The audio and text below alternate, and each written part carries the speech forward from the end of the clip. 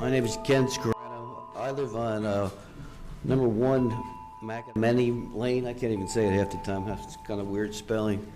My property, I might be lot 11. My property's on the edge of that cemetery. When I first bought that house, there was a few graves back there, like a pauper's field. Since I've been there less than a year, hundreds of bodies have been buried back there. I watch a backhoe dig a hole, wrap a chain around a pine box, and just dump them in the ground.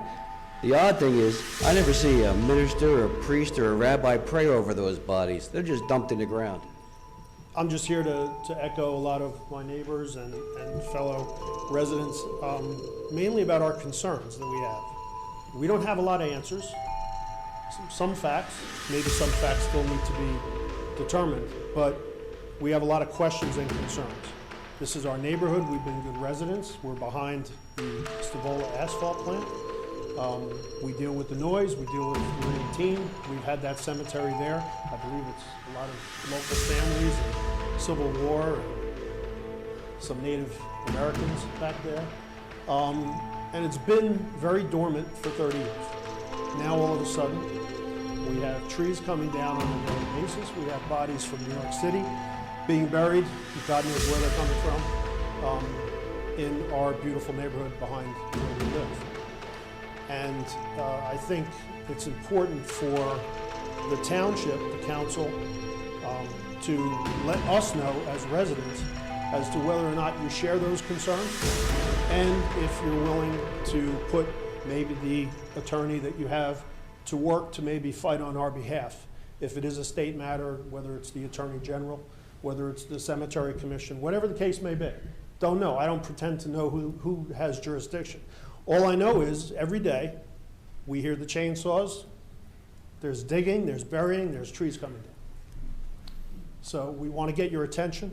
And if I could just have a raise of hands, who's here for this issue? And I will do next. Thank you. I implore you to take action.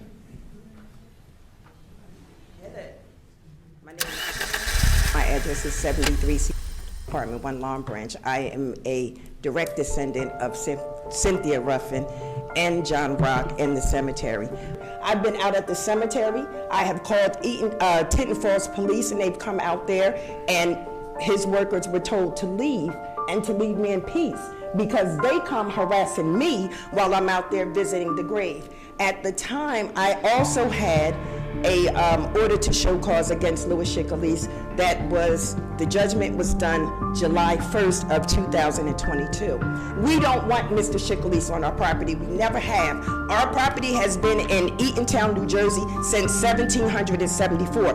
I lost my daughter in May of last year.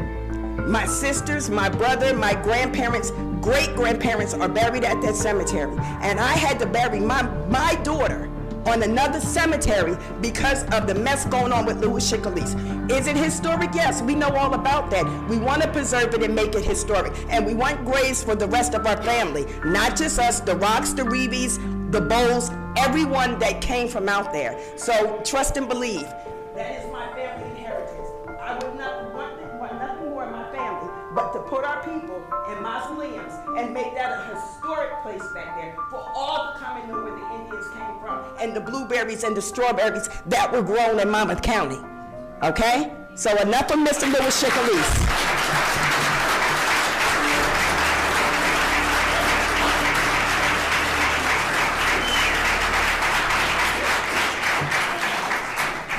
Good evening.